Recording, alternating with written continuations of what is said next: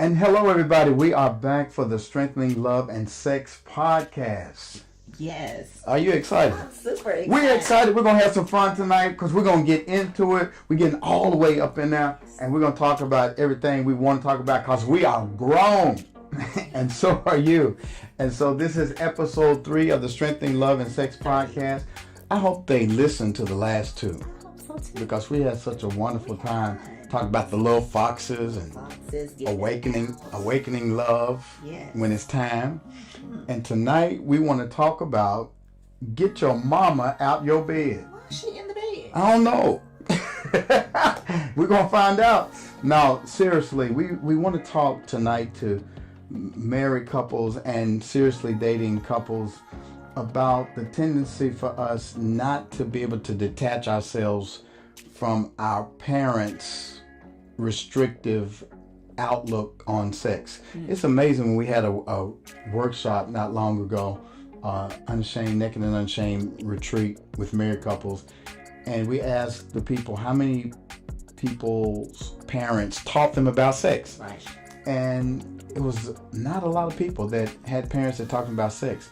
But as young people, more is caught than is taught. Absolutely. And so even though they didn't verbally teach you about sex, a lot of you got some stuff from your mama and your dad and them that is holding you hostage in your bedroom. So we're going to talk about that tonight. And as usual, we always try to use a scriptural basis because our faith is centered in what the sacred text has to say about sex. And so I'm going to get my wife to jump in. She's going to play the lover, the female lover tonight in the Song of Songs. And so baby, read it, like sexy, like what is she saying in the Song of Songs chapter 8 beginning with verse 1? Okay.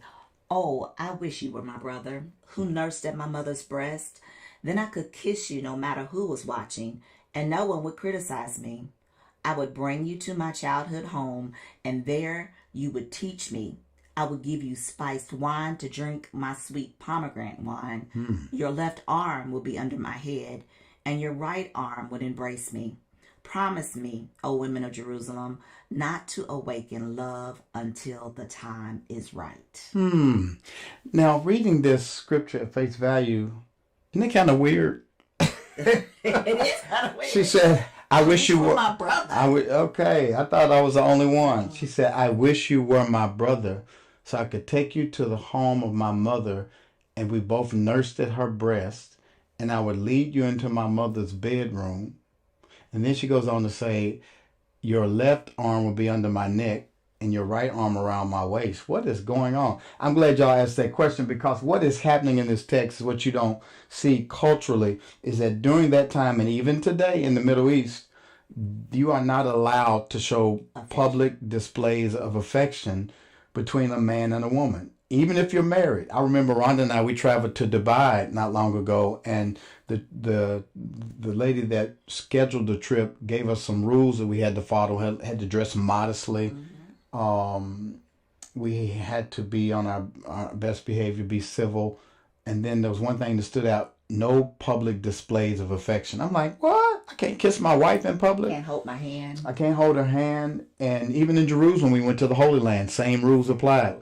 But what was crazy is we walked down the street and we saw men holding hands and men greeting each other with kisses on the cheek because it was okay for men to display public affection toward one another, but not toward their wives. Right. Interesting. Very. And what's crazy is that a lot of us in America, even though we are more liberal in our sexuality, still carry some of those same restrictions into our marriage. How so? How does it play out in our modern day, this restrictive, this conservative nature, even though we're in this kind of twerk free environment and anything goes and they weren't scantily clad, but yet there's some restrictions that follows in the bedroom. Do you understand what I'm saying? I understand exactly what you're saying. Also being played out here in the United States for some couples, they don't show those public displays of affection. Whether it was seen or not seen, they choose not to do so. And if they do try to hold hands or kiss one another in public, then they kind of feel shy about it, which is, kind of weird. You're already married. You kissed everyone in front of a cloud of witnesses when you got married. So what's the difference in holding your spouse's hand in the store or, kissing your spouse when you're out and about? I always laugh at the boys, even they're young men now. And when I grab my wife and I hug her, I kiss her, I grab her behind, they're like, oh, stop. I'm like, what? We're married. How do you think you got here? Exactly. But the thing I'm talking about, babe, is that when people get married and get in the bedroom, some of them are not fully able to express themselves as this woman because her restrictions and her culture taught her you cannot show public displays of affection. So this is where she comes in and she says, I wish you were my brother, because then I could kiss you in the public and would nobody say anything. I could hold your hand, nobody would say anything. Why? Because that's my brother. Now it sounds at first glance it sounds incestuous, but she's not proposing incest. She's talking about the freedom to show affection in public, and we too should have the freedom to show public displays of affection. But some of us struggle with private displays of affection. You get in the bedroom and you still feel restrictive because your mama's in your bedroom. What do I mean? She's not physically in your bedroom, but she's in your head.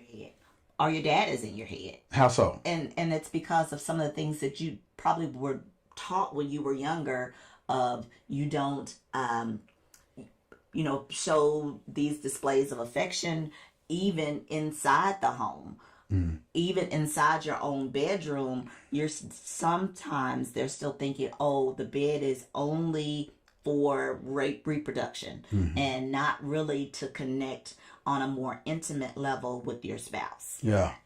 We carry those same restrictive values into the bedroom when it is we're not able to differentiate our value system from our parents' value system.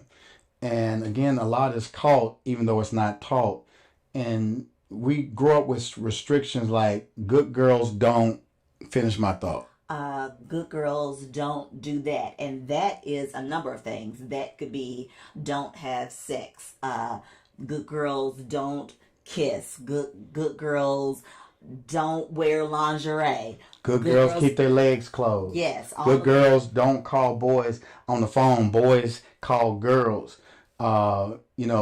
It's like girls were conditioned to sit back and wait for the advancement of men, right, but not initiate. And so when you get in the bedroom, a lot of women feel guilty initiating sex because good girls don't do sex. There's also been this trend on social media. I don't know if you've seen it. A lot of people are debating whether or not oral sex is a sin. I've seen women, grown women, getting on TikTok and Instagram and talking about, oral sex is a sin. Based upon what? What scripture are you using to say that oral sex is a sin when it's obvious that the Bible wants us to have oral sex? What are you talking about? We talked about in the last podcast.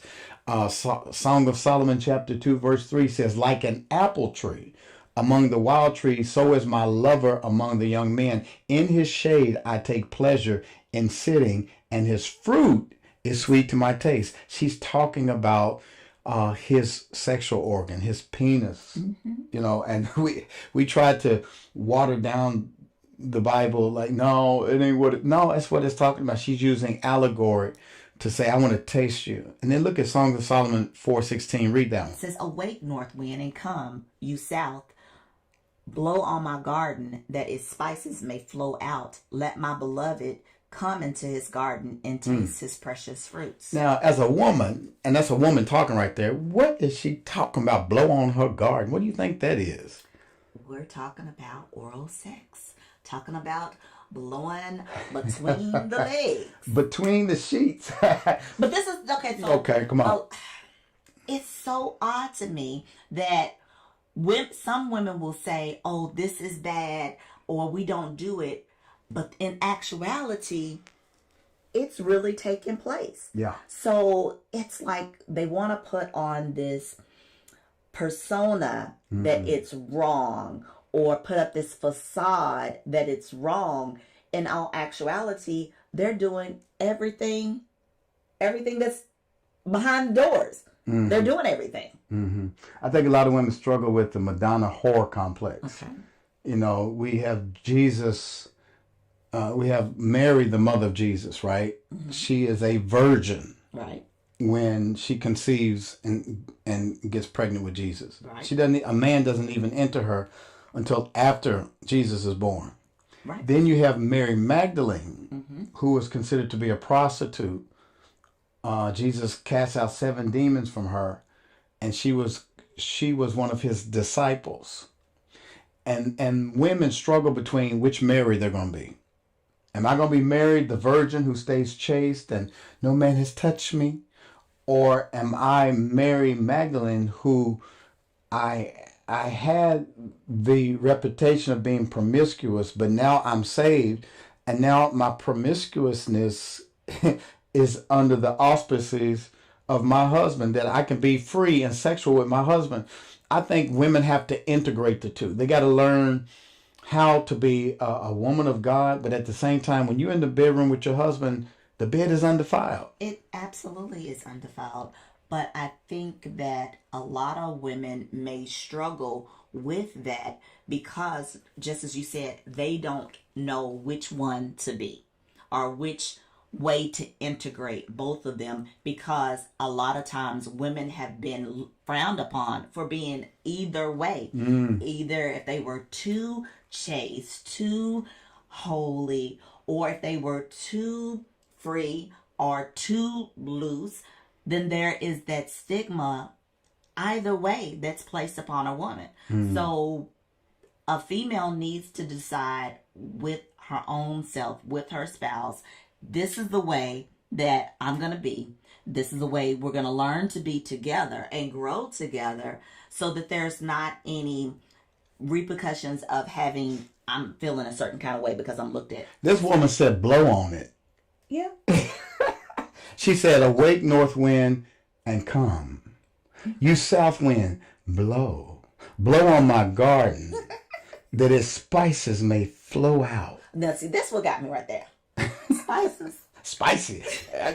You know, we don't want to be spicy. We want to be sweet. But she's talking about all the spices that make food taste delicious. And she says, and when you blow on it, it flows out. That sounds like to me when a woman is excited and her juices begin to flow. You know, Arousal. She gets wet or whatever. She says, let my beloved come into his garden and taste his precious fruits. And what a lot of people don't know is that there's some health benefits from tasting your wife. Yeah, so the vagina is actually healthier, cleaner than the mouth. And the juices from a woman have been known to be a health benefit to men. And then vice versa for men who receive oral sex are less likely to have a heart attack and live longer. So I'm telling y'all, if you want to live longer, you better let them taste that fruit. Taste your fruit. So this is an interesting scripture. I was looking at TikTok the other day, and this woman said, hey, baby, you want to taste what my mama made? And the man said, yeah, what is it? She said, me? But a lot of times men cannot taste what the mama made because the mama's in the bedroom. The mama's in the head.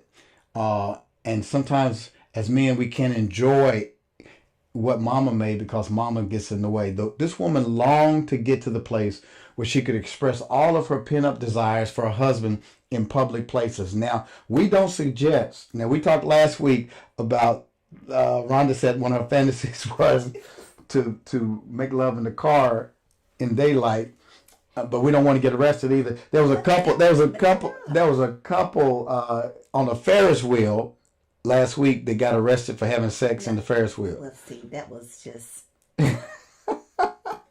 But this woman imagines what it would be like to show public displays of affection.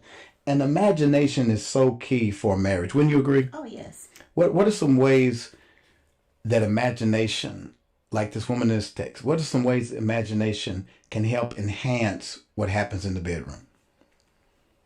Imagination enhancing in the bedroom starts before getting in the bedroom. So that could be having a very erotic dinner, having a glass of wine, just taking a bubble bath together. So that helps with loosening you up, getting you out of your mind, getting you out of that space, and being able to enjoy your husband, your partner. And it gets you out of ruts. Oh, absolutely. Imagine. Can you imagine what you want your love life to look like? Can you imagine what an erotic encounter looks like? Can you imagine what gourmet sex looks like? Instead of just doing the same routine stuff y'all do, use your imagination. She says, blow, come north wind, blow. Come south wind, blow. So she's like, blow at the top, and blow at the bottom, and watch my juices flow. Top to the bottom, from the bottom to the top. I'm going to rock them while I still got. So it's important to use your imagination. And this woman is trying to imagine what it would look like for her and her husband to be in love and to get there. But I was reading a book by Dr. Henry Cloud, and he suggests that a lot of people are not able to fully enjoy each other erotically because they still have the restrictions from parental upbringing. There comes a time in all of our lives when we have to do, as Genesis 2:23 says, leave and cleave. For this reason, a man shall what? Leave His mother and father and cleave to his wife. to his wife, and the two Shall become one. to become one. So have you done a good job of leaving your mom and daddy's house so you can enjoy your bed? And I would say many of us haven't. I was reading a case study of a young woman who got married. She imagined what it would be like to have her husband to herself, to be in the bedroom. But when she got married, her libido dropped. And she felt very ashamed to have sex with her husband. And when she went to counseling, she discovered that because she was a daddy's girl, she felt guilty for having sex with her husband. Her daddy was still in the bedroom. And it wasn't until she wrote a letter to her dad saying, Dad, I'm going to have to release you so I can embrace my husband. And she began to be able to be more free with her husband because she made that distinction between her and her dad. Now, it wasn't just because of the relationship of being a daddy's girl. It was because of the authoritative position in her life. As you know, we as women, we may call our dads on, hey dad, this is broken down, and I need your advice. Or he may come over and fix those things, as opposed to giving all of that fully to your husband. Yeah. Your husband is the head of your house, and you have to focus more about pleasing your husband than trying to please your dad. And same thing for moms. I was raised by a single parent, and so my mom was everything to me. You know, she was the first authority figure in my life. In a very real sense, she was a friend, and I had to make that distinction that when I got married, my wife took priority over my mom. And we had to have a conversation. You know, Mom, Rhonda's the head of the house, and this is my wife, and my priority is her now. And my mama understood that after the conversation. But it takes the intentionality of a man to tell his mother, my wife comes first. It takes intentionality of a daughter to tell her dad, my husband is my head now. Well, that's what the symbolism in a wedding is that the dad walking the daughter down the aisle and giving her away. So that's what that symbolism really means, is he's entrusting the man that you're marrying, and he's giving you away to him, not only to take care of financially, but to take care of all the way around. Yeah. 1 Corinthians 13:11 says, when I was a child, I spoke as a child, I understood as a child, I thought as a child, but when I became a man, I put childish ways behind me. In his book, Changes That Heal, Dr. Henry Cloud says that many people cannot fully express themselves sexually in the bedroom because they have not gone through the adolescent passage of disagreeing with their parents and therefore overcoming guilt and repression. Sexuality is still a no-no to them because psychologically they're still children. And guess what? Children don't have sex. Most children don't in this day and age. But go with me. Psychologically, some people are still children. Absolutely. And they get in the bedroom and they freeze up because that mama don't want me. Mama said good girls don't do that. Mama said I shouldn't do that. And so we have to come to a place where we disagree with our parents.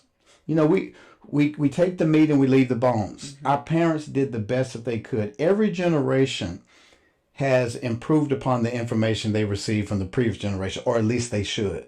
We remember the days when Lucy and Des slept in separate beds on TV, right? Right, but we knew they had sex because they had a shower. They had little Ricky. Right. They had separate beds. They had separate twin beds, and we were cognitive. We were like, okay, I guess the stork brought little Ricky. But now we fast forward to today, and you see sex everywhere, and there's this cognitive dissonance. Okay, what is sacred? Well, how do we express our erotic nature without throwing away our faith? And I think that's what we're trying to get y'all to see on this podcast, is that you can be a person of faith but still be erotic.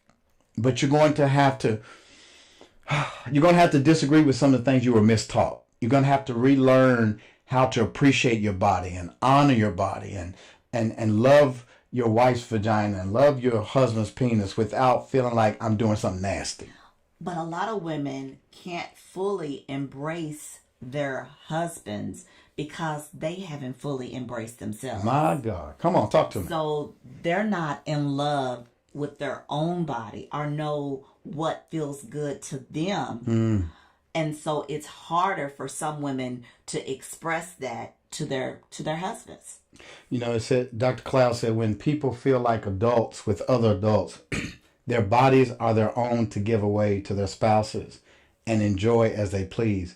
Only then can there be mutual giving and receiving. You're right. People must be comfortable with their own body, their own sexuality. And there's a question somebody asked, how do you open up when everything you were taught about sex was restrictive? What would you say to that woman? How do you open up when everything you were taught about sex is so restrictive?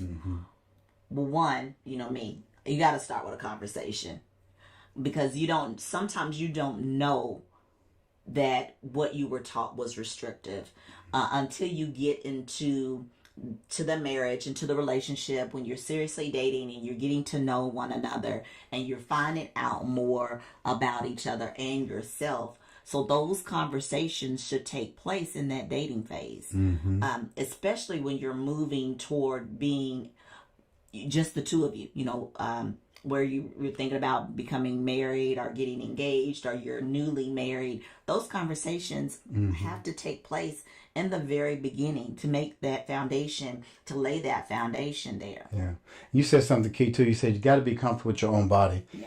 I remember we did the workshop and we asked the women in the room, how many of them have looked at their vagina in the mirror? It was a small number, wasn't it? I think it was a couple. It was a couple of people out of 16 couples, maybe 2 women knew what their vaginas looked like. And it's amazing because you all go to the gynecologists, lay up on the table and let a stranger look at your most private part and you haven't even looked at it. We have to be comfortable touching ourselves too. You know, if you catch little boys don't have a problem touching themselves. You catch men or little boys, they watch the TV with their hands down their pants. But women have been taught it's not right for you to touch yourself.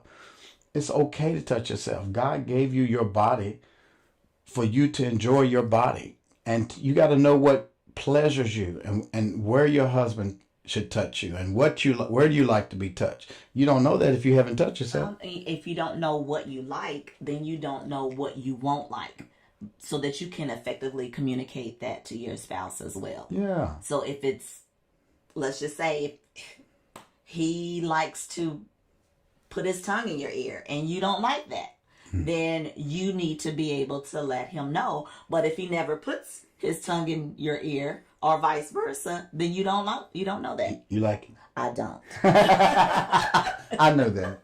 I'll just mess with you.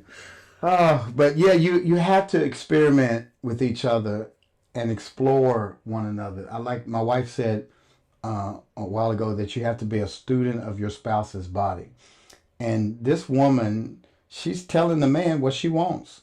She said, "Come into my bedroom and blow on my garden so my juices can flow." She said, "Taste the wine of my pomegranates." Now, I don't think she's, again, talking about literal pomegranates. She's talking about her breast, to taste the nectar of her breast. There's a scripture in Proverbs 5 where it says, "Why waste your seed in the street when you can drink water from your own cistern?" And the word cistern is also a Hebrew word which means womb. So Solomon is telling his son how to protect his marriage. He said, "You ain't got to be out there wilding out in the street, having adultery, committing adultery, messing with wild women when you got a good thing at home. Go home and taste your wife." He says, "Drink from her cistern. Enjoy your wife's breast." I mean, how much more plain can we get in terms of the fact that God wants us to enjoy sex? He's given it to us for our pleasure. And what a wonderful thing that God has given us. And we just want you all to be liberated so that you can enjoy everything that God has for you. We have another question. How do you even know what you like when all you've been told is good girls don't do this? How do you know? How do you even know what you like when all you've been told is good girls don't do this? You got to go to the lab. What's that mean? In the lab is where you experiment. Huh? So it's, there are a number of, I don't want to send you to any self-help books or anything, but having that open dialogue with your significant other, honest dialogue, and be honest. If you don't know, you're not going to be reprimanded for not knowing. Try something new. Experiment. Here's the thing. I know you've seen a lot of things on television. You probably even read some things in some books. And you have good girlfriends that you talk to. Make a game out of it. Let him put some things in a box. When you take a sticky note, write it down. You put about 5, shake it up. Y'all pull out one every other night. I've even seen some dice that have, you roll them and it's like, yes, they do. Kiss my neck, suck my toe, hold me. This woman says in this text, she says, "His left arm is under my head. His right arm is around my waist." Sound like they're spooning to me, don't it? Yes, I'm saying left. That's my right. So he's like this right here. He's like, It's over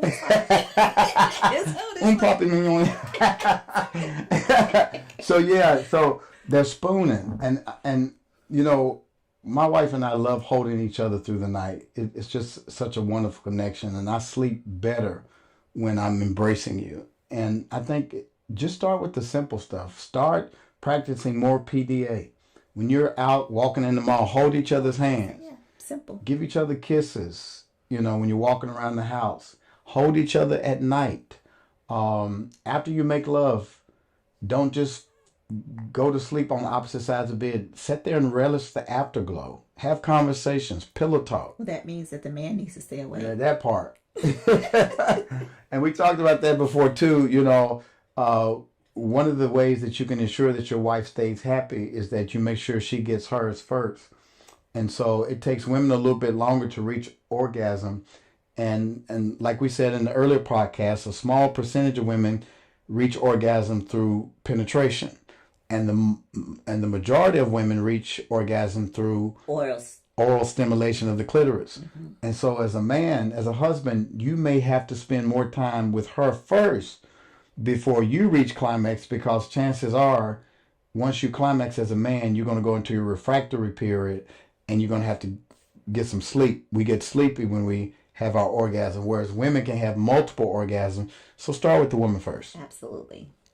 Anything else you want to say to the folks about get your mom out your bedroom? I think it would be, as you said, you had read something about a young lady wrote a letter to her father. I think it would be also a good idea to write a letter to your mother, and just asking her as a woman, not as a mom, how they remain married.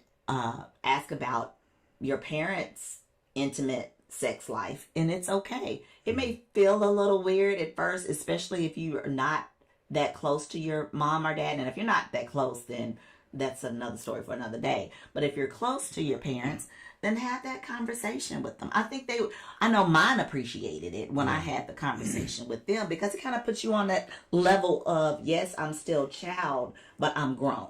And you know what? The excavation of those conversations is so amazing. To go back and say, Mama, how did you handle this when you were younger? Dad, how did you handle this? And what you discover is that they have a lot of regret of what they wish they could have done. And they explain why they did what they did. And they did the best with the knowledge that they had. But here's where you're benefiting tonight. You're getting information that your parents didn't have. And we hope that this podcast is liberating you to go back in your bedroom and have the best sex of your life. You're supposed to be enjoying one another. Your bedroom is your playground. It's your laboratory, as you said, where you can go experiment. And if it didn't work, try something else. That is the beauty of sex. And God wants you to enjoy sex. And so on September 15th, babe, we have a free masterclass coming up, right? That's right. Tell them about our free masterclass. Now, during our masterclass, we're going to talk about, again, some of those little foxes that get in, that kind of mess with you in your marriage. We're going to tell you on how to avoid those falls. We're going to talk also about how to communicate better with your spouse, different ways of communication. We'll give you some additional tips on intimacy.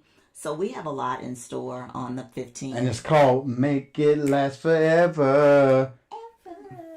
Don't let our love fade. Yeah, y'all remember that Keith Sweat, Make It Last Forever. And we want you to have a long, fruitful, passionate, spicy, that's that word again, spicy marriage. We want the waters to flow. We want the kisses to blow. We want you to have the time that God meant for you to have as husband and wife. So on September 15th, 7 p.m., a free, everybody say free master's class, and we're going to spend a whole lot of time together, and it's going to be invitation only. So when you register, you're going to be the only one in the room with us, and we're going to talk about what we need to talk. We're going to have some grown folk conversation, and it's going to be on Zoom, and only the people who register are going to be in the room talking. We had a wonderful time. Last time we had about 70 couples that showed up, and in our Zoom chat. And so this time, More than that, but we had more than that?